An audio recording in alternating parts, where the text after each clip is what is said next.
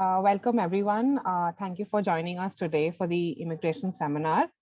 My name is Pallavi and my co-president is Nikita Jhaveri from IGSA. We would like to welcome Elizabeth Long and Zia Sumar. Elizabeth is a leading immigration lawyer in Canada. She is an active advocate of immigrant and refugee rights in Canada. She frequently presents and advises on immigration issues to organizations, universities, members of parliament, unions, and the media. Zia is an active member of Canada's legal and immigration communities. Her practice encompasses all areas of economic immigration through temporary and permanent resident applications, in addition to citizenship. So without further ado, I'll pass it on to Elizabeth. Well, thank you so much, Pallavi.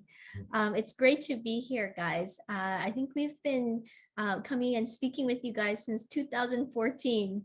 So it's been 8 years already, and it's great to be here with you guys.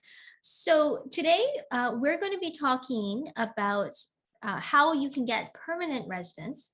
But before we get there, one of the main things that you guys need to know is what you guys need to do right now in order to study and work legally and maintain your status in Canada and get the things in order that you will need to be able to apply for permanent residence.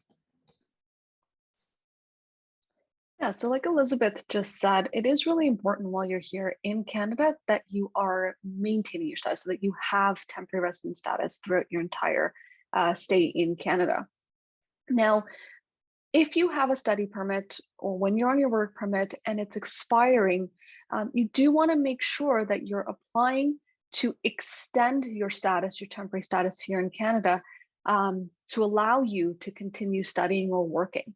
So once you've submitted an extension application, the period in time after your permit expires and while you're waiting for a decision on that extension application, you'll hold what's called implied or maintained status.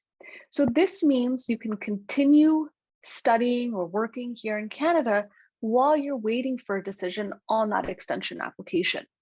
Okay, so if, for example, you here you have your study permit, let's say it's expiring on April 15th, but your program is continuing, you're not done your program of study till maybe the end of the summer, you would need to submit that extension application before the 15th, before your permit expires, so that you have implied status, which would allow you to continue studying while you're finishing up your program.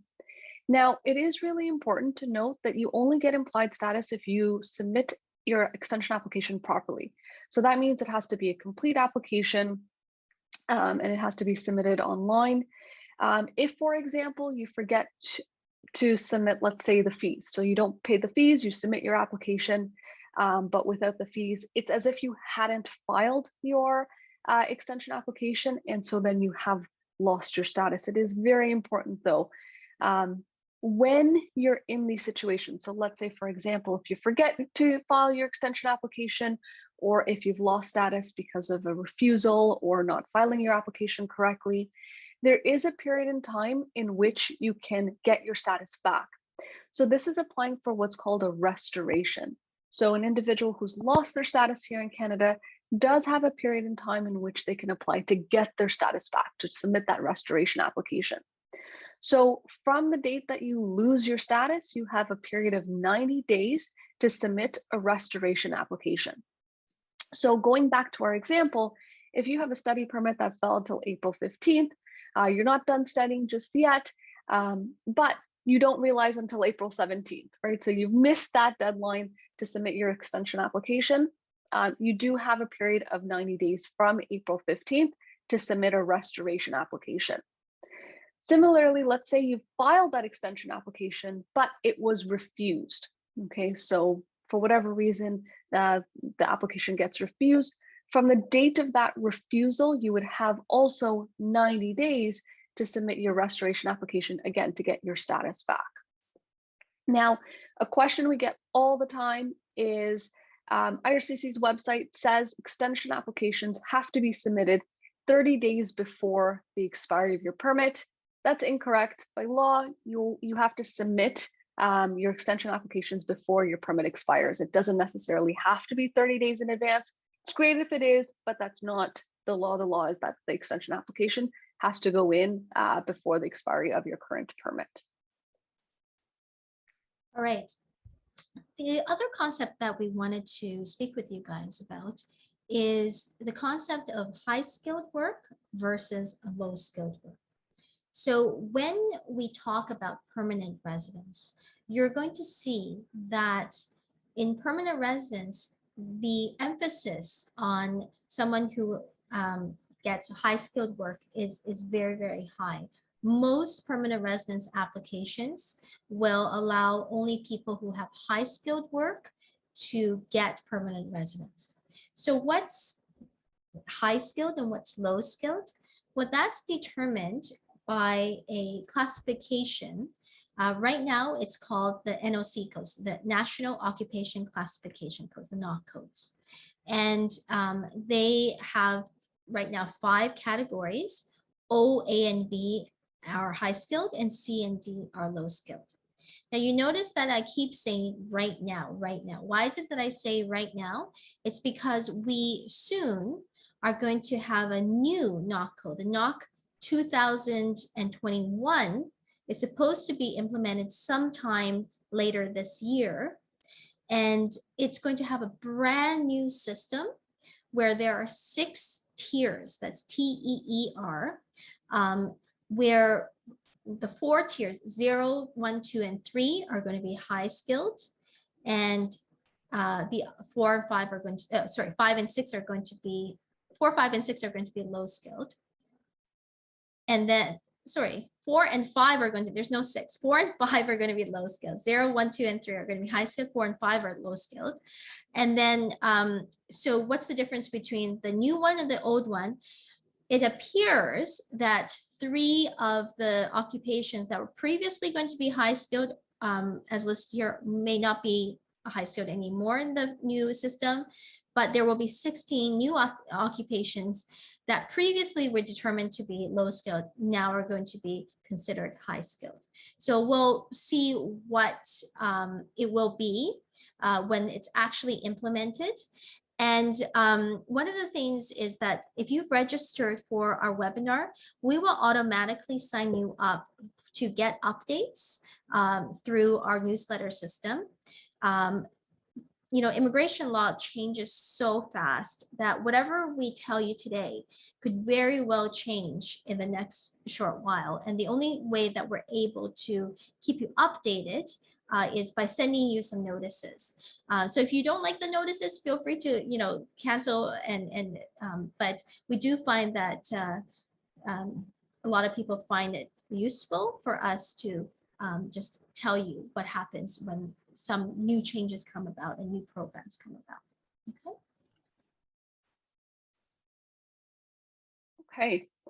So the study permit that you get, there are very obvious conditions on it, right? Like your expiry date, you know, it says it right on there, valid until, but there's other conditions on the study permit that are not as obvious. They're implied on you.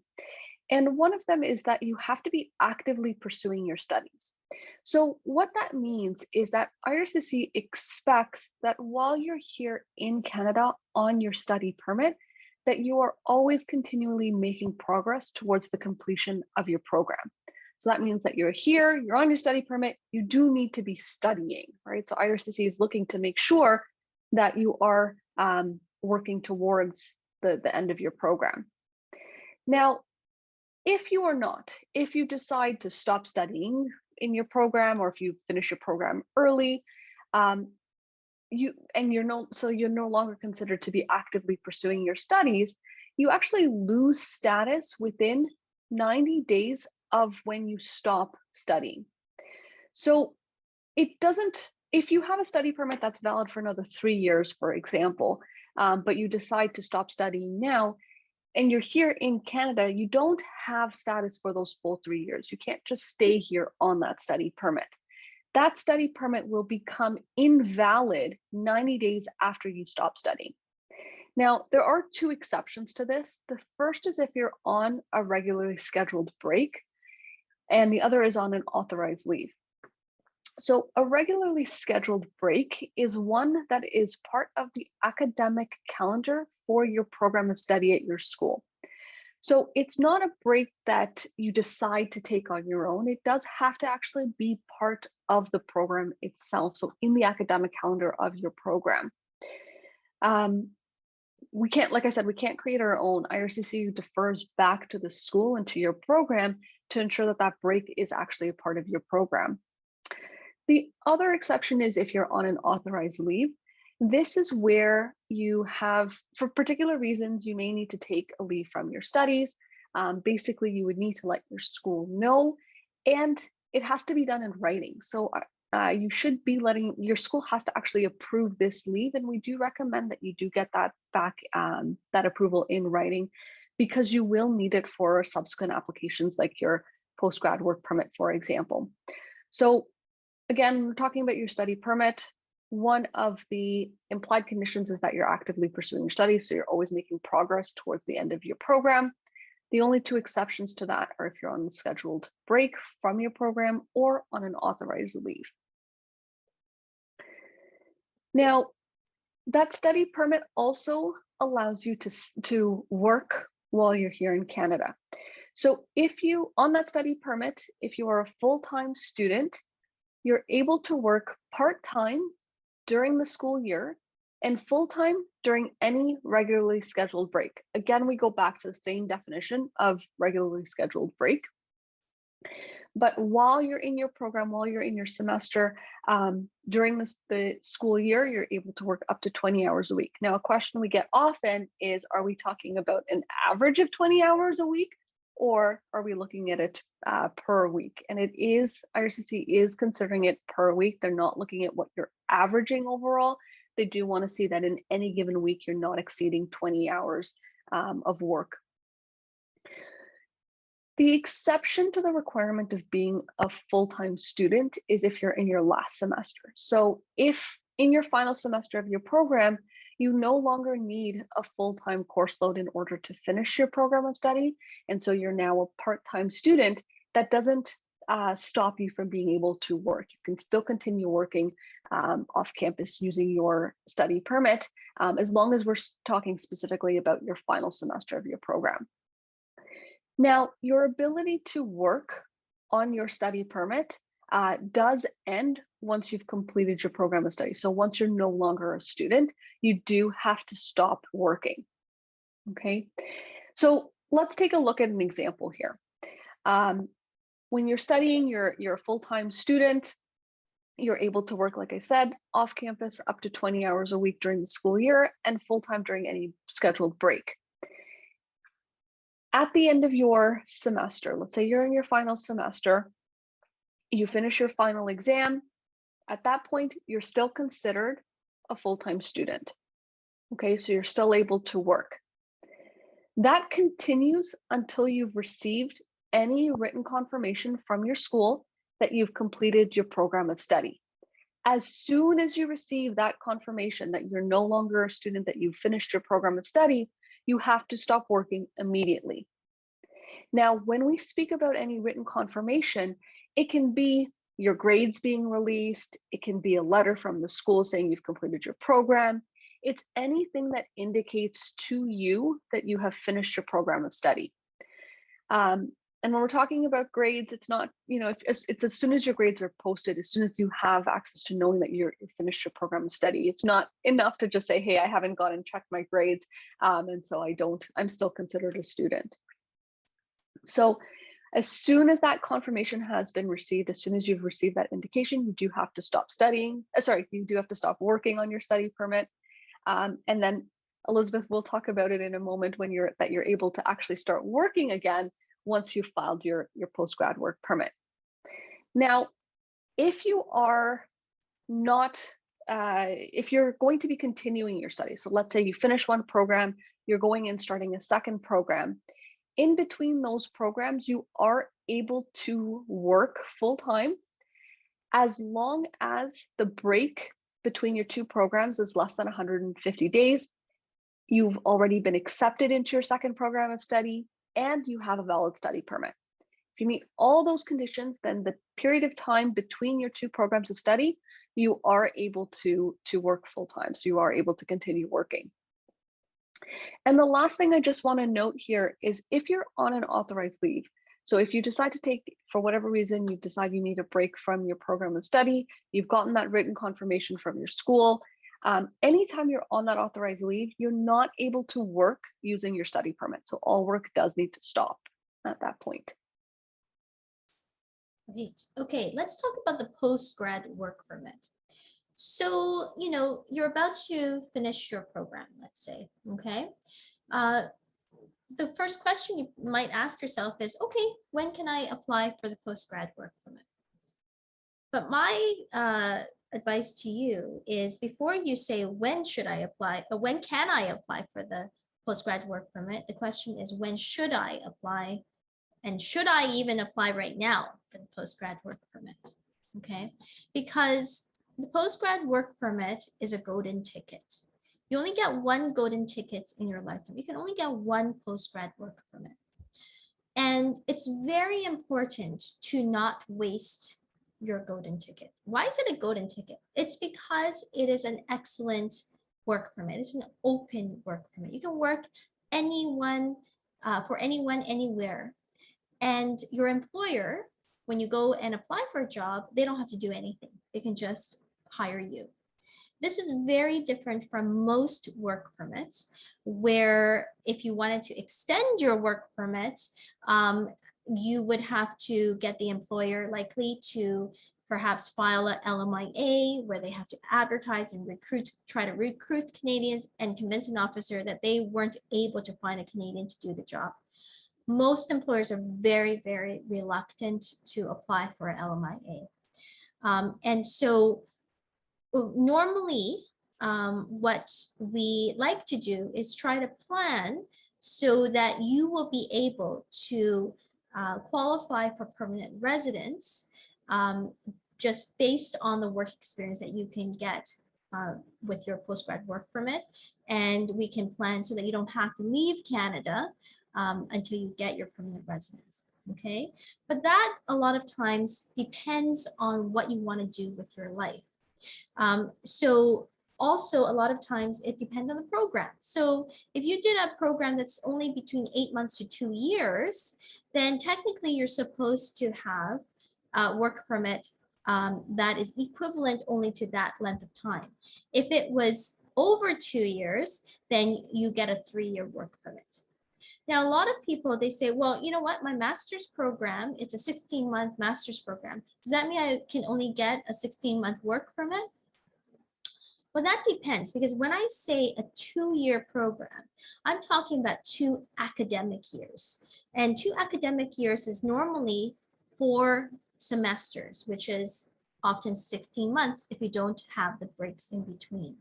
So it could very well be that you are doing a 2-year master's program that in calendar years is only 16 months, but that's still equivalent to a 2-year program, and you should get a 3-year work permit afterwards.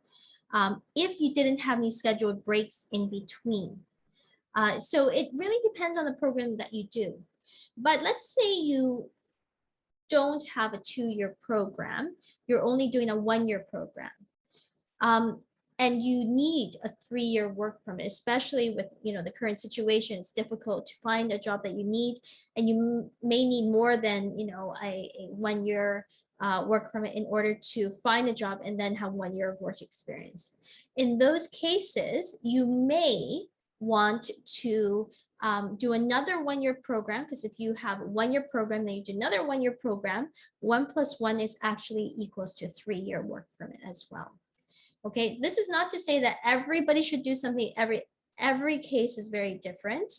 And when somebody comes to my office, I often really like it when they come to my office early so that people don't waste opportunities or waste their time doing certain things. Okay.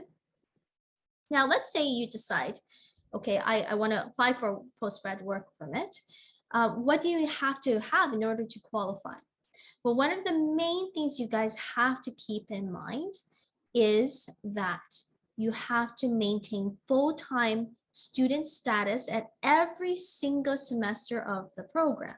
Okay, a lot of times people may think, okay, you know what, this semester it might be a little bit difficult.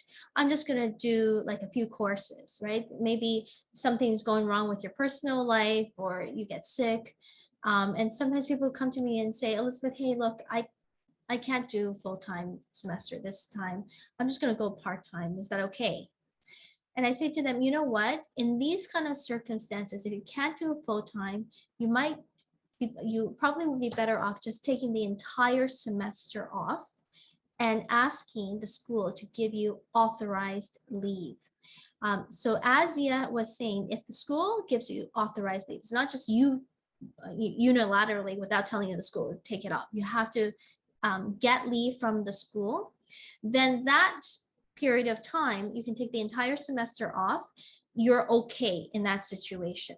Okay, as long as you come back next semester and go back to full-time student. It's much better than if you do a part-time student, because the officer, when they look at your transcripts, if they see that you're a part-time student one semester, they would very likely reject your work permit application.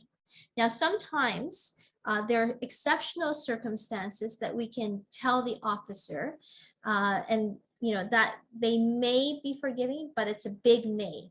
Okay, it's up to the discretion of the officer as to whether or not they will allow you to still get a postgrad work permit.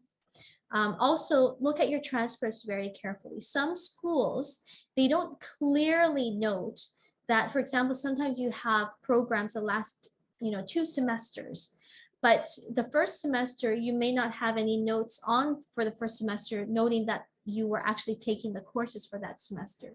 I've seen cases where the officers then, when they look at the transcripts, not clearly showing that you were a full-time student every semester, that they would reject the postgrad work permit. So if your transcript requires explanation, then this is something that will require a detailed explanation from the registrar's office as well, to explain why it is that you are a full-time student in every semester. Okay, and I know some schools, they say, oh, well, you know what, if it's get rejected, come back to us and we'll talk to the officer. That's not a good idea, okay, because you're going to lose a lot of time and the ability to work. You have to have a perfect application up front, convincing the officer that you qualify. Okay. There is one last exception to the full-time, which is the final semester. It's okay if in the final semester you were a part-time student. The IRCC has said that that's okay, but every other semester other than the final semester, it should be full-time. Okay, now let's finally get to the question of when should you apply for your postgrad work permit. The IRCC website says that you have 180 days to file your postgrad work permit. Technically speaking, that's true, but let's say you filed your postgrad work permit in day 179 or 170, or even let's say 100, okay? If you did that and all you did was file the postgrad work permit, your application would likely be rejected. The reason why is because you have to file the postgrad work permit when you still have valid student status. And one of the first slides that Zia presented to you guys is that you lose your student status 90 days after you finish studying. Okay, so normally what happens is if it's beyond the 90 days and we have to file a postgrad work permit, we would have to file a restoration of status for someone's study permit and then file the postgrad work permit. It's not also ideal in that situation because most of you will probably want to work while waiting for the work permit to be issued. The work permits right now take maybe around 3-4 months to come. And what if you get a job offer at that time? What if you get an interview? You need to be able to tell the employer that you can start working right away, right? So keep in mind my rule for when you should apply for the postgrad work permit. you should apply within 90 days of the first indication that you've received, that you've completed your studies, and or when your study permit expires. So whichever becomes earlier, that is your deadline. Okay. If you do that within that deadline, then as soon as you've filed your application, you can start working while waiting for your work permit to be issued. Okay. So 90 days from the first indication that you've completed your program. It doesn't matter. That's not, when you convocate and when you get your degree. You would have received a notice way beforehand. It could be, for example, when you get your transcripts to say that you've completed your studies, or you get some sort of note even within your system, right? The electronic system is saying that you've completed. That's your first indication, and then the clock starts running. The other thing is your study permit has to be valid. So if your study permit is going to expire maybe a little bit earlier than when you're going to get that notice, or just a little bit of time. Normally, the officers are supposed to give you a study permit that is valid for 90 days after you've completed your studies, but sometimes that's not possible. If that's the case, go and file an extension of your study permit right away, because in order to work while you are waiting for your work permit, you have to file you have to have a study permit in hand. It can't just be implied status. Okay. All right, let's now talk about permanent residence. The first system that I want to talk about with you guys is express entry. It's the most popular program, most well-known. A lot of people may have already heard about this, and there's some news about express entry that I'll also talk about afterwards as well. But first, let me sort of go through what the program looks like. Okay, so express entry works like this. First, you have to create an online profile where you qualify under one of three categories: Federal Skilled Worker class, Canadian Experience class, and Federal Skilled Trades class. Once you've created a profile, you can get into the pool. And you will get a series of points called the CRS points based on your background and if you have provincial nomination. Now, just because you've created an online profile does not mean that you have applied for permanent residence, okay? Once you just create a entry here, immigration does not consider that you have applied. You have not applied. If you just enter here, you wouldn't get permanent resident just because you've entered into the pool. Okay, you're just a candidate to receive what's called an invitation to apply. So the government will look at who is in the pool, and then they will decide who they want to invite to apply. It is only after you get the ITA, the invitation to apply, that you can actually apply for permanent residence and submit your application. All right, so let's first talk about how to enter the pool. There are three programs, like I said. The first program, a lot of you probably already meet the criteria. It requires 1 year of high-skilled work experience that's continuous and full-time, which is equal to 30 hours a week in one occupation, okay? This work experience does not have to be in Canada. It can be outside of Canada. It can be while you are studying. It can be self-employed work, okay? And then you also need to have meet a certain level for language. Most of you will already have this if you're doing your masters and PhDs. And then it looks like your background. You also need to have certain financial savings, normally around 13,000 for a single person. If you have more family members, then you add a couple thousand for each person. Okay, so this is the Federal Skilled Worker class. Like I said, many of you might already meet this criteria. There's a second category called the Canadian Experience class. Now, the work experience that you need to qualify for the Canadian Experience class is very different from the work experience in the Federal Skilled Worker class. The work experience for the Canadian Experience class is this: 1 year of high-skilled work experience within the last 3 years from the date of application that is in Canada, not when you are a full-time student. You gained it legally, and it was at least 1,560 hours. And you have to be an employee. Okay, so the work experience here, when you're studying, you don't get to collect the work experience for this. For if you have a spouse and they have an open work permit, they can certainly get the work experience if they're not full-time students. Okay, it has to be in Canada. It does not have to be continuous. It just needs to be on average 30.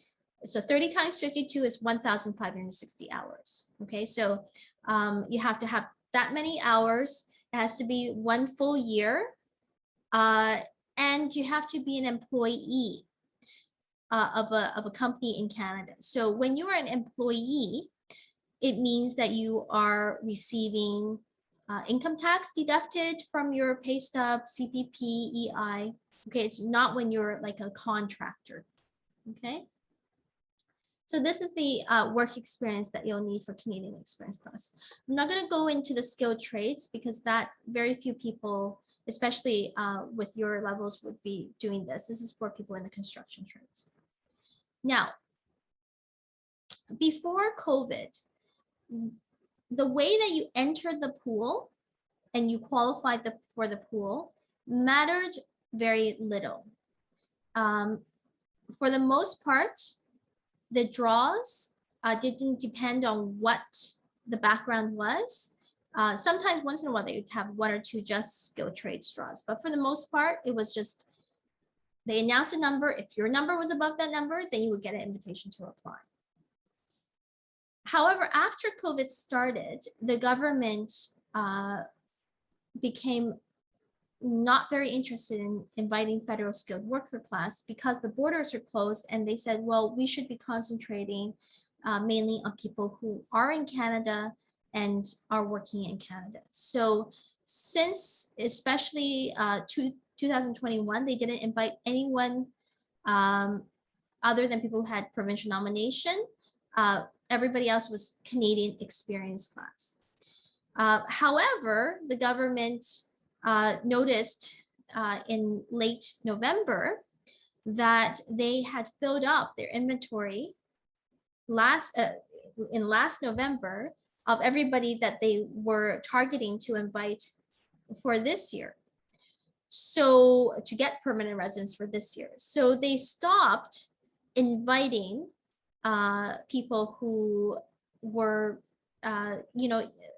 under all of the categories, except people who had provincial nomination. And I'm going to talk about that in a little bit.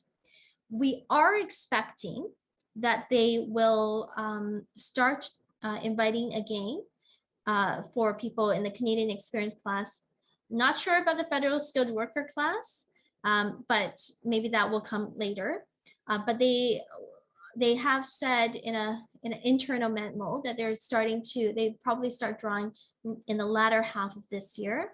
We'll see how that goes. Okay, so just wanted to sort of tell you what the comprehensive ranking system is based on, how the points are calculated. Because even when the government starts inviting people, it's likely that the points are going to be very, very high, higher than before. Probably it's estimated that it's going to be over 500. And so how do you get these points? Well, the first thing is age, okay? When you reach your 30s, it's not a happy birthday every year because your age, you drop by 5 or 6 points in your 30s. In your 40s, it goes down really fast, like -10, -11 points until you're 45. Then it stops. The good news is it stops dropping, but the bad news is you get a big fat 0 on your age. Compared to someone in their 20s who have 110 points, that's a big disadvantage for people who are a little bit older. Not a lot you can do about age, but don't wait to be older if you're able to apply. Okay. Education, all of you will have, pretty good points if you have two degrees or more. Language is very, very important. We're looking at points for IELTS. You should have at least 7s in reading, writing, and speaking, and 8 in listening. For CELPIP, we're looking at CLB 9s, okay? Relevant Canadian work experience. So this work experience, the same kind of work experience I described for the Canadian experience class. The only difference is that we look at work experience within 10 years of the application. Foreign work experience, if you have high-skilled foreign work experience, that could also get points. And by the way, when I talk about the foreign work experience or work experience for the federal skilled worker class, you can include work such as TARA work in that. TARA work in Canada will not give you points for the Canadian work experience or the Canadian experience class, but it will allow you to qualify to enter the pool. And if you had this work experience outside of Canada, you can also get points for that as well. If you have spouse, we'll take a look at their background. Sometimes they can add to your application. Sometimes they may take away a little bit, just depending on their circumstances. By the way, just wanted to go back to the spouse. The definition of spouse in Canada is not just someone who you're married to. It also includes common law. And common law is defined as anyone who you have lived together with in a conjugal relationship, in a marital-like relationship, in other words, for at least 1 year, okay? And so if you're in a relationship with someone and they're living together with you, it doesn't matter, how much you love them or not love them. If you have been with them for at least 1 year, they are counted as your family. Okay, and you have to declare them on every single application. IRCC always asks, what is your marital status? Have you been in a married or common law situation? Okay, and you do have to declare that. Now, your spouse doesn't have to be a accompanying dependent on your application, but most of the time it's worth it to be that. Okay, and when somebody comes to our office, we like to have a consultation with everybody in the family to figure out a plan for everyone. Provincial nominee programs will give you 600 points. And since November or October of last year, the government still has draws every 2 weeks, but they only have been inviting people who have provincial nominee programs. So the provincial nominee programs that we're talking about is not any provincial nomination. It has to be an express entry linked program. Okay, so I'm going to talk more about this in the next slide. Your previous study in Canada, so if you have your master's or PhD at McMaster, that's fantastic, you get 30 points. Arranged employment, for most of you, if you have your postgrad work permit, you will not get points for arranged employment because only people who have employer-specific work permits or LMIAs and they have a job offer that lasts for at least 2 years could get that. Now, some of you, if you've graduated with your PhD, you might be able to get a postdoc position. You can get a work permit to work as a postdoc. You could get arranged employment, but only if you have worked under the postdoc work permit for at least 1 year, and you have a contract for 1.5 to 2 years after that. Okay. If you have siblings who are Canadians or permanent residents in Canada, you get 15 points. Fluency in French. This is going to be a big game changer for those people who are fluent in French. Okay. So you get a lot of points for this, and also B, you could also qualify for the provincial nominee program as well. Trade certification, that's to deal with people in the construction trades. Okay, so let's talk about the Ontario Provincial Nominee Program that's related to the express entry stream that could give you 600 points. So provincial nominee programs work like this. The federal government is responsible for immigration as a whole. But the federal government has also made an agreement with every province to allow each province to also have a say in who they want to get permanent residence. And those are called the Provincial Nominee Program. Ontario's Provincial Nominee Program is called the OINP, Ontario Immigrant Nominee Program. And the OINP has different kinds of programs. They have non-express entry programs, which Zia is going to be talking about after this. And they have express entry linked programs. And the express entry linked programs, if you get nominated under those programs, you will get 600 points added to your points for express entry. And because you're provincially nominated, you should get invited in the next draw as well. Okay, so how do you get nominated under OINP? Well, the first thing is that you can't just go and apply to these streams. You have to wait until you get a notification of interest. So I give this example. It's a little bit corny, but it's the way I can sort of understand it. So you guys know this dating app called Bumble? It's the one where basically the guys can't just go and contact a woman in this app, right? You have to wait until the woman who goes through all the profiles and sees you and then contacts you. Okay, so this is very much like the Bumble. You're like the guys, and Ontario provincial nominee, they're like the women. So first you have to create an express entry profile. You have to be in the pool.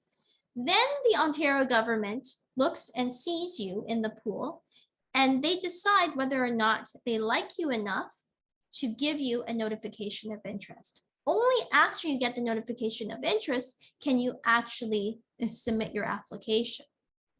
Okay, so who does Ontario like?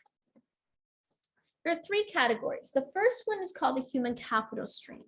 And this is something where they haven't exactly said exactly who they want to invite. They have said right now it's really very much occupation based. So first of all, if you are in the tech industry, the Ontario government has identified quite a lot of tech occupations that they said they prioritize, and that's called the tech draws. So they'll see if you have a background in this occupation, and they will also see whether or not your points are high enough, and they'll have a draw based on the points and if you like and their occupations, and then they would give you a notification of interest if you meet their criteria. There are other occupations that are sometimes invited to apply as well. These aren't announced beforehand, but they can also invite other occupations as well if they want to. The second one is called the French-speaking one. And this one, if you have a CLB of 7 for your French-speaking, which is around, I would say, intermediary level, and they also look at how many CRS points you have as well, you could also be invited to get a notification of interest. And then the final one is the skilled trades. I mentioned quite a lot of trades here and there. It's because the Ontario government really does value trades.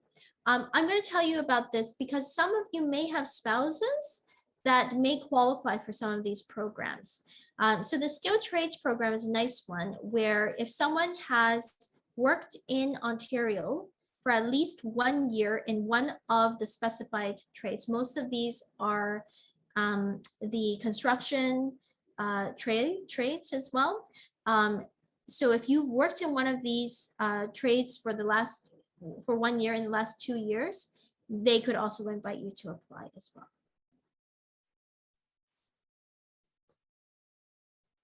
All right, your turn, Zia. Okay. So Elizabeth has gone through a lot of the express entries, like she went through express entry. She talked about the OINP for the express entry streams. You know, you might be thinking now, okay, what do I do? Does this work for me? Does it not? Well, this isn't everything. Ontario does have other streams that work outside of express entry. So you don't have to think about or worry about creating an express entry profile first. Now, for all of the non-express entry streams, which we're going to go through right now, OINP has implemented an expression of interest system, the EOI system. So in the system, you first have to create a profile and enter into OINP's pool of candidates. Okay, again, very separate from express entry. This is Ontario's own pool. In this pool, once you've created a profile, once you're in the pool, you get a score.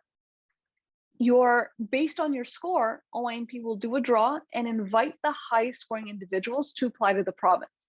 Now, when we look at OINP's system, the point system that Ontario uses is very different. We look at factors like your job offer, your Canadian work experience, education, your language proficiency. But what we don't see here at all is age, okay, which was a huge factor in the express entry system. We also don't see any points allocated to your spouse's background. So what that means is we're only focusing on the principal applicant's background. Another big difference with the OINP system is that each of the non-express entry streams has a different combination of these factors that they use to make up their point system. So again, we're going to go through the different streams in a minute, but what you need to know is that in each of these streams, Ontario takes a different combination of the factors like job offer, education, work experience. And for each of these streams, it's its own pool of applicants. So you're only compared against other applicants that qualify in the same pool as you. So let's say, for example, you qualify under the master stream, you will go into a pool of candidates for people who only qualify in the master stream. The way that your points are allocated, the factors that Ontario uses is going to be specific, again, to the master stream. And so when Ontario does a draw, they're only considering you against other candidates in the master stream, okay? Each draw that Ontario does, basically we don't get any announcement in advance as to when a draw is going to happen. It does happen several times over the year, but there's no announcements in advance to say, okay, this is when we're going to expect another draw. They're very random. But it does happen, and once the draw has occurred, Ontario posts that information in terms of what the criteria was, what the minimum score was for each draw on their website. So when you qualify for any of the streams, the first step, again, is to create a profile, go into the Ontario pool of candidates for the particular stream that you qualify under. And then from there, Ontario does draws, and they will assign a minimum score. Anyone above that minimum score would get an invitation to apply to the province. If you are selected, if you do get an invitation to apply to Ontario, from the point of your invitation, you have 14 days to submit your full application to the province. And from there, Ontario, once they approve your application, they issue you a nomination certificate. Now, with that nomination certificate, what it means is that you now have the ability to apply for permanent residence. But what's very important to understand, again, is that this is not an express entry stream. So this certificate that you get, the nomination certificate you get through any of these non-express entry streams, is not going to give you the 600 points in express entry. It allows you, though, to apply directly for permanent residence. So you take that certificate, you prepare, you submit your permanent residence application, and that gets submitted directly to IRCC. In terms of streams, so there's a number of different streams. The first two that we want to take a look at is the streams for master's and PhD graduates. So someone who has completed a master's or a PhD program here in Ontario, they do have the ability to qualify and apply through one of these two streams. However, you do have to apply within 2 years of your graduation. Now, the specific timeline that we're looking at for the master's and PhD streams is 2 years from the date on your master's or your PhD diploma itself. So when you take a look at your actual degree on there, there's a convocation date. From there, you have 2 years to apply through one of these two streams. Now, huge benefit, neither of these streams require a job offer. Okay, so as soon as you have finished your program, your master's, your PhD program, whether or not you have any work experience, whether or not you have a job offer, you're able to qualify and start applying through these programs. So a huge difference from any of the other streams that we've talked about. However, Ontario is looking for people who are ready to start working, so who are ready to enter the labor market, the job market. And what this means is that Ontario, if you're trying to go through the master's, the PhD streams, you can't be looking to further your studies in the immediate future. So for example, someone who's finished their master's program may be thinking about going and doing directly a PhD program right from their graduation. That's great. However, it would disqualify you from being able to apply through the master's stream. Now, let's say you finish your master's program and you're thinking about starting a PhD 2, 3, 4 years down the line. That's okay, right? Because again, Ontario is only looking at what you're doing in the immediate future. So as long as you're starting to work, you're thinking about working right away, and you're not pursuing the PhD as soon as you finish your program of study, then you're able to go through that master's stream. And again, both the master's and PhD streams go through the EOI, the expression of interest system that we just talked about. And so you would first have to create a profile, go into the pool for either the master's or the PhD stream. And then from there, you get a score based on the criteria for that particular stream. If you get an invitation to apply, then you're able to prepare and submit the application to Ontario for either of these two programs. Ontario also has streams and there's 3 particular streams that fall under this, but there's streams for individuals with a permanent full-time job offer. So these are the employer-based streams. Again, these are not express entry streams. Now, there's 3 substreams that fall under these employer-based categories. But when we're talking about the employer-based categories, what we're looking at are criteria for the principal applicant, you as the applicant, on the company that's supporting your application through the Ontario program, and on the position that you're being offered and that you're using for this application. So let's first look at the employer requirements. When we're talking about an employer and you're looking to use that employer to support your application to Ontario, that company, that business does have to be in operation in Ontario for at least 3 years. Okay, so from the date of your application, Ontario looks back and says, okay, has this business been in operation in Ontario for at least 3 years? In addition to that, there are other criteria, and the numbers specifically do vary depending on where exactly the employer is located. So if the employer is within the Greater Toronto Area, the GTA, then they have to be able to demonstrate that in their past fiscal year, their gross income, the company's gross income, was at least 1 million. And at the current time when you're applying, they need to have at least 5 full-time employees that are either Canadian citizens or permanent residents. Now, if the employer is located outside of the GTA, those numbers decrease. So for an employer that's outside of the Greater Toronto Area, they have to be able to demonstrate a gross income of at least 500,000 in the past fiscal year, and they only have to be able to show 3 full-time employees that are Canadian citizens or permanent residents at the time of your application. Yeah, I just wanted to add that Hamilton is not counted as the GTA. So if you get a job in Hamilton, then that is the second criteria for the employer. But if you go into Burlington, then that's considered to be inside GTA. Yeah, that's a great point. About the position, it does have to be a full-time and it has to be a permanent position. When we say permanent, what we're talking about is that it has to have no end date. So it's a position that's of an indeterminate length, okay? So, like I said earlier, there's 3 different substreams that fall under the employer-based categories. The first is international students. Okay, so there's employer-based for international students. For this program, you have to apply within 2 years of finishing your program of study.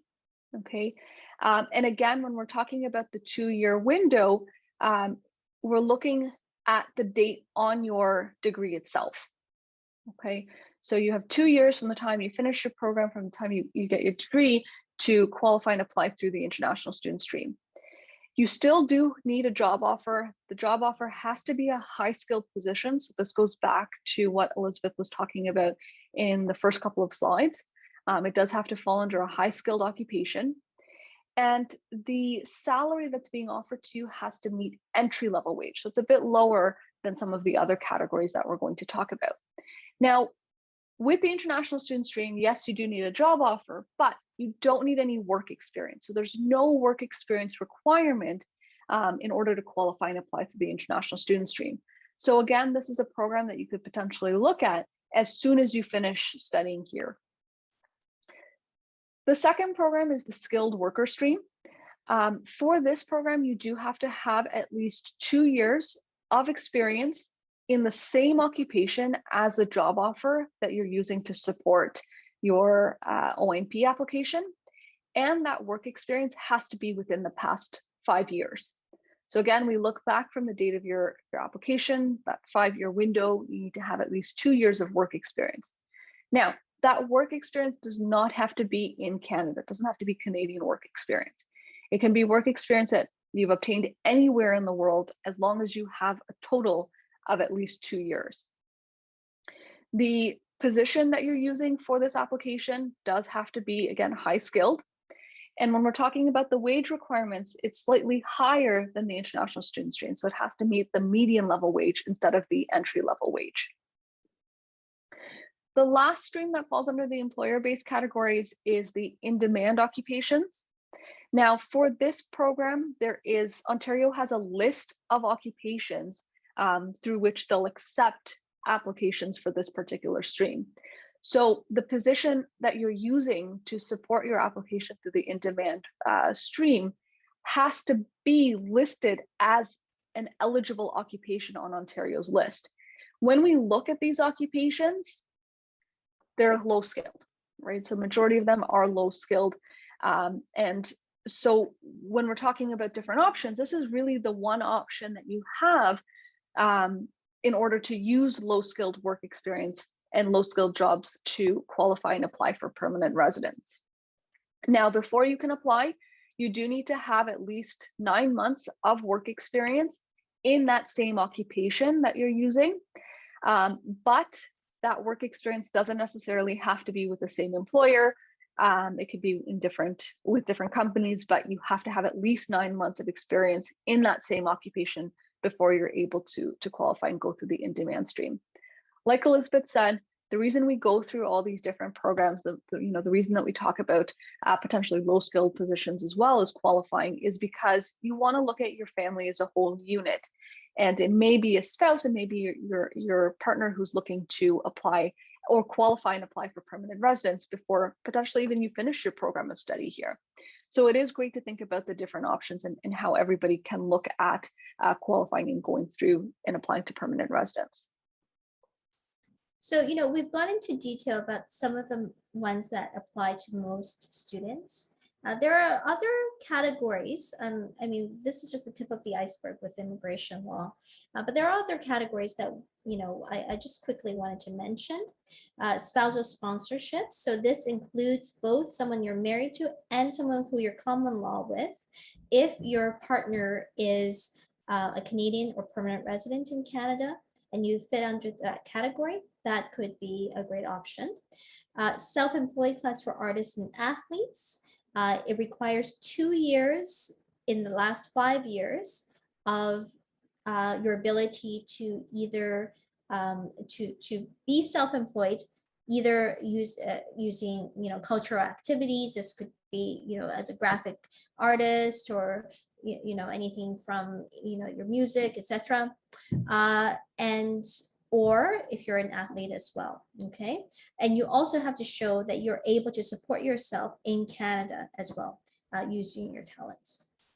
A startup visa is something that if you guys wanted to start your own innovative company, and you could have up to 4 other founders together with you, but all of the founders together who are applying have to have at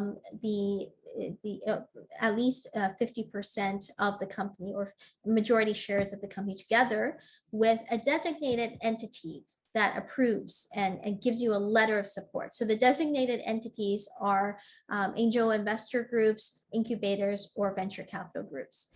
This is a very interesting category, and it's one of the only ones that will really suit your needs if you wanted to be an entrepreneur as well. Because as you've seen, a lot of the other programs are really only for the people who want to do who are employed. Startup visa. There is another one called the Entrepreneur Class for OIMP. It's not really well received because it takes a very long time to do. But as an entrepreneur, if you're interested in being an entrepreneur, that's a very specific area that we can talk about, on an individual basis as well. Finally, people who are Hong Kong residents and you have the passports, then we could right now apply under the temporary policy stream A. If you've received your master's or PhD, you don't have to have a job offer. We can apply directly as well for you. Okay. So we've talked about different programs, and there's a lot of information. What do you need to do at this point? Yeah, the first thing is definitely to have a plan. What are your immigration goals? How do you get to those immigration goals? What do you need to do to meet those immigration goals? And certainly it is very beneficial to sit down with a professional, with an immigration lawyer, who can go through your background and really set out what exactly your pathway is and how you can reach that immigration goal. Like Elizabeth just said, what we've talked about today is really just the tip, right? It's just a very high level of the different options some of the different options that there are. And certainly we haven't gone through everything that's potentially out there. And so it is really important to sit down with someone who can go through your background, can identify how you best and what your options are to reach your immigration goals. Yeah, and I just wanted to say, don't listen to your friends, and don't just go online and check out random, whatever forums and stuff. Every single person has your own individual circumstances, your own individual goals. And even if you think you're exactly the same as your friend, I can almost guarantee you that you're not. Because circumstances change. If they applied earlier, there's different policies, different circumstances now. They may have very different skills from you, very different work experience, very different goals, okay? And so go and get your own individual plan set out. It is very, very important for you guys to do that. Planning is key in immigration. And don't say, oh, you know what, I'll do this later on when I have all this. That's too late. Do it before so that you know what you need to do to get there. And that being said, once you know what you need to do to get there, set your mind to actually do what you need to do. Maybe you really need to study for your IELTS, right? Maybe you really, for those language exams or your TAF, or, maybe you need to get a program that you can get a 3-year work permit. Maybe you need to, do a particular, get a particular work experience. Whatever it is that you need to do, set your mind to get it done. If this is your goal, and you may need to do some things, okay? But you've come a long way already being where you are right now. And so I think you guys can certainly are the type of people, since you are here right now, to have that determination to get what you need to do. And then, of course, very importantly, we started off with this right in the beginning of the presentation. Make sure when you're here in Canada that you remain in status. It is very important that throughout your journey here that you keep status, that you're ensuring that you do maintain that ability to work, to study, because those are very important steps towards getting your permanent residence. And additionally, also just as important, do not misrepresent on your application. Misrepresentation can carry a huge penalty, can mean that you're not able to apply for any type of immigration application for a period of 5 years. And even after those 5 years, it can be much more difficult to try and get any type of immigration application submitted. And of course, it would be even more highly scrutinized. So really important, make sure you stay in status. And when you're submitting any applications, it's very important to not be misrepresenting. Finally, if your application is rejected, contact a lawyer right away. Hopefully, you would have hired a lawyer beforehand and not have to do this, but you never know what could happen. And if you did file something on your own or with a consultant, don't hire consultants. That's my advice. If you did though, and you get an application rejected, contact the lawyer right away. Don't call the call center, because if you do manage to reach someone at the call center, what they'll probably do is tell you to go and write a letter or something like that to immigration. Okay. If you do go and write a letter to immigration, and first of all, the call center, they're not on your side. Okay. They're not really there to help you. They represent the immigration government, and they often will tell you certain things that are just completely wrong. And if you follow them to your detriment, you can't blame them for giving you the wrong advice, because they will say, well, you should have known better. Okay. So if you go and just write a letter, for example, to immigration, that is considered reconsideration. Okay. And immigration will only give you one kick at the can to have a reconsideration. If you go and write something and you don't really know what to write, and then they give you a negative decision, then you can't really hire a lawyer to go and have another reconsideration, because they say, oh, we already saw one reconsideration. You only get one chance. And also, you only have 15 days from the date of a negative decision to go to the court and file a notice if it's inside Canada. 60 days if the decision is made outside Canada, but most of the time, if you're in Canada, your decision will be made inside Canada. If you miss that period of time, you miss your opportunity to go to court and have a judge take a look, an impartial look at your application. Finally, you could jeopardize your status in Canada. You may be out of status, out of time for restoration of status, out of time to reapply for your postgrad work permit, etc. Okay, so don't just try to deal with it on your own. It'll just get worse and worse. Go and contact a lawyer right away. All right. So this is our information to contact us. If you want to book a consultation, I would say just email us. Let us know that you have come to this webinar so that we can offer you the discounted rate for people who've gone to McMaster IGSA webinars. Okay, it's $100 for the discounted rate. So okay, let's maybe look at some of the questions that you guys have put on the Q&A. I think we have around 15 minutes to do that.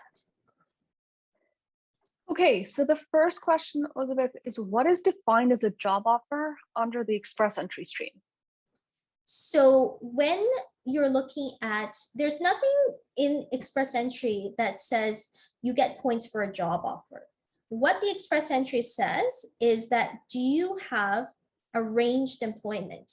They might ask you questions on whether or not you have a job offer or not. You can say yes, but then if they say, do you have, they'll ask you a series of other questions to determine whether or not you will have arranged employment. It's arranged employment that is possibility to give you points.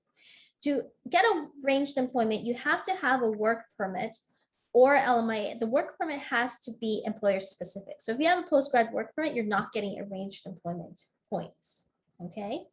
If you have a employer-specific work permit and you have an LMIA, great, you'll get the points. If you have an employer-specific work permit without an LMIA, then you need to work for 1 year and also have a job. And also for arranged employment, you will have to have a job offer for around 1.5 years to 2 years in order to qualify. Okay, Zia, let's see here. I had a question. Is the OIMP master stream faster or better in any way other than the Federal Skilled Worker Express Entry application? So what's best for you is not necessarily going to be best for someone else. So it is very particular to your background, to your circumstances.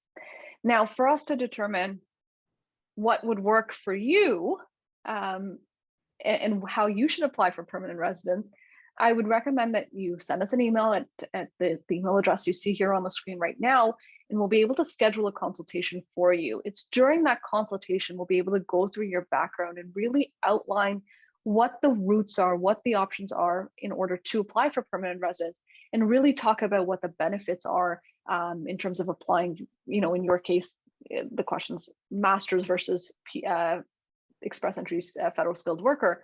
We can look at both of those options and see how that's going to work and which one would make the most sense. Yeah, for example, a master stream probably would take longer to process than express entry, but longer is better than never. Maybe you don't even get invited to apply for express entry, right? So we need to take a look and weigh the benefits and go over your goals with you guys. All right. Okay, Elizabeth, is co-op considered as Canadian work experience? So if not, does it have an impact in our process?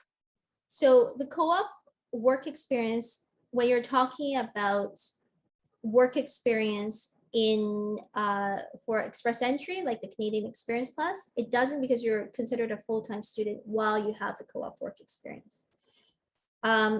It's still left to be determined whether or not that will give you some points for the OIMP, International Student Streams, right? You may have some points for having work experience in Canada because of that. I think generally I like co-op because it gives you, just as a practically speaking, it gets you a foot in the door. And so, you know, afterwards, oftentimes we see a lot of people with co-op work experience get a job offer much more easily than people who don't have co-op. Okay. And depending on the length of the time that you're working and whether you continue with that employer, you may be able to use it for qualifying under a skilled worker.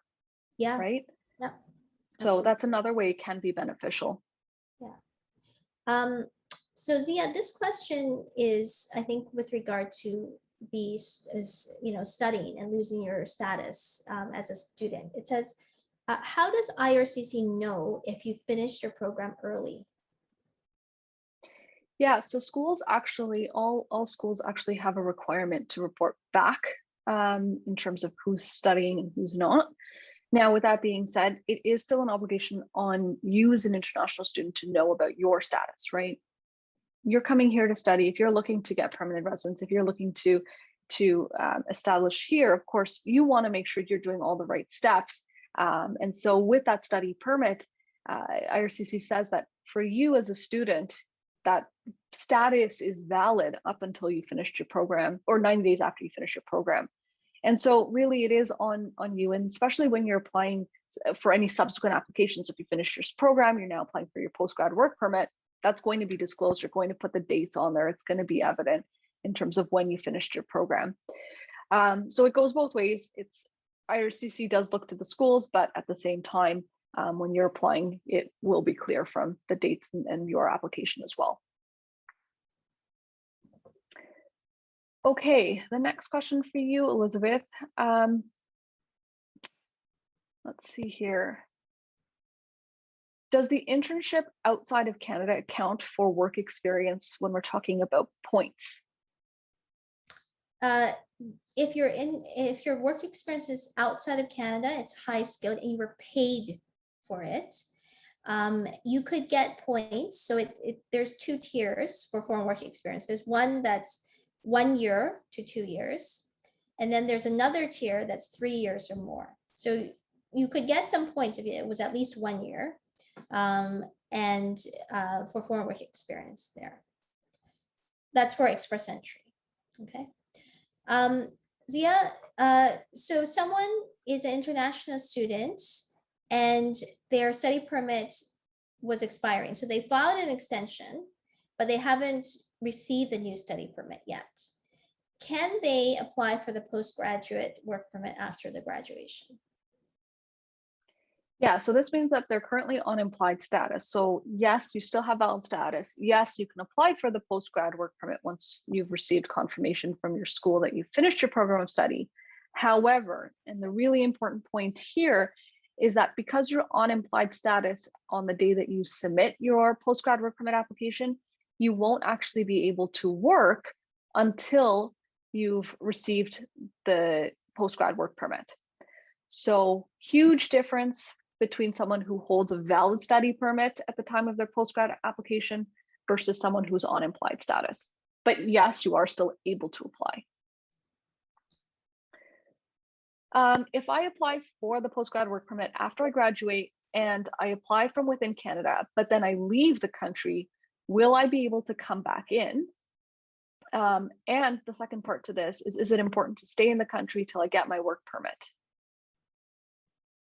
So if you apply from in Canada and your study permit, it's past the 90 days and your study permit has expired, then you're on implied status. So you can continue, if you're inside Canada, you're fine, continue to work. As soon as you leave the country, you lose your implied status. And that can be an issue if your study permit has expired, if your postgrad work, if you're beyond the 90 days, because you don't have student status then. So when you want to, even if you're beyond the 90 days, even if you wanted to apply for the for a postgrad work permit outside of the country, or postgrad, or even at the port of entry, that could be an issue. In general, with all of the travel restrictions here and there, it's pretty risky, I think, to leave the country while you're waiting for your postgrad work permit. I'd say if you're able to get your postgrad work permit inside Canada and then go travel, that would be the best. Right now, the borders are also opened to flagpoling right now at Niagara. You have to go Tuesday to Thursday, and there's specified times, but it may be possible for you guys to get a postgrad work permit by flagpoling if you have proper status in Canada. So that's another option as well. Okay, so someone wants to file for their TRV, and I think they're getting a little bit confused. Can you explain a little bit about how a TRV works if they want to file an extension of the study permit or work permit? Do they file the TRV after, before, during? What happens? Yeah, so if you're in Canada and you filed a study permit extension application, once that study permit is approved, then you would file the TRV application. So it's not the same application here in Canada, they're two separate applications. So after your study permit is approved, then you would file for the TRV. Okay, the next question here. If we finish our program of study and immediately receive a job offer, is it true that we can't accept it before applying for, I think this is supposed to be the postgrad work permit? Right, so you can always accept a job offer, but you can't start working until you're legally able to. So you don't have to apply for PR, but if you filed your postgrad work permit within the same conditions, the conditions are what? Within 90 days, and while you have a valid study permit, then you can start working right away. But until you have filed for the postgrad work permit, if you've completed your studies, meaning the school has notified you that you've qualified to complete your studies, you have to stop working right there and then. No working full-time, no working part-time until you have filed for the postgrad work permit. Okay, it's 4 more minutes. Let's see. Someone was asking about the TR to PR. Do you think it's going to be open in the future? Is it a one-time deal? What do you think? I would love to see IRCC open it up again. There has been it hasn't been announced yet. So if it is, it would be great. At this point, we don't really know if they're going to come back with it. Like Elizabeth said, what we do with anyone who's on our newsletter list is as soon as there is any update, we'll basically send it out to everybody on the list. And so if it does get announced again, it will be definitely one of our emails that comes out. But at this point, there's no indication just yet. Yeah, the government has said that the minister has said that they do want to help out international students. But I think, the TR2P, one of the issues with it is it allowed too many people to apply. And that's where we got stuck with the mess that we're in right now, where they're not able to invite even people under express entry. So I would be very skeptical of any claims that the TR2PR program in its previous form is going to come back this year. There's definitely been no announcements about that, but there may be new programs for international students that could come out temporarily as well.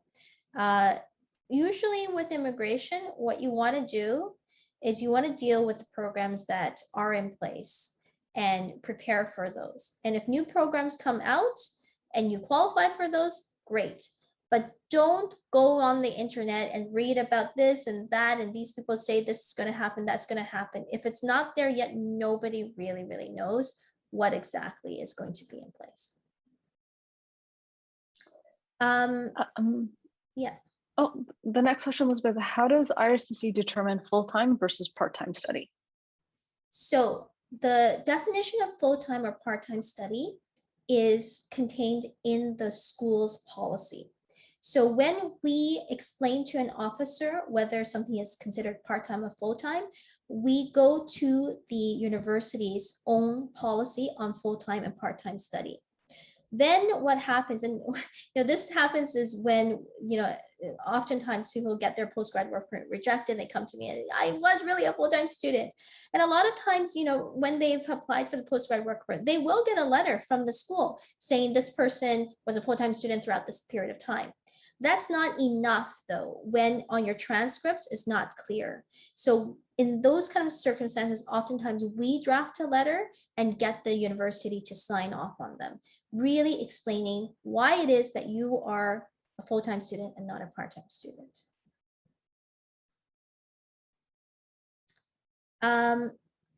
Okay, I think we have one last question. Ooh, one last question, a lot of pressure. What should we do? What should you do? Do you have a good question there? Oh, okay. Now you're putting the pressure on me. Okay, so let's see here. Is there a minimum requirement of experience living in Canada to apply for permanent residence? Living in Canada for permanent residence. I think that will depend on, yeah, this is a very good question. It depends on the program, first of all, okay? So for example, those 30 points you get for getting a master's or a PhD in Canada? If you are outside of Canada, if you're not inside Canada for at least 8 months while you're studying for this, then you don't get those points, okay? Because that's a specific criteria for express entry for those points. Even though you can do online study, that's an issue there. If you are, so you have to be very careful about the program. I generally would say, even though it might be very comfortable studying outside of Canada for your, while you're, with your family, etc., don't do it. Go into Canada and do your studying in Canada, because it could affect a lot of different things with regard to your permanent residence.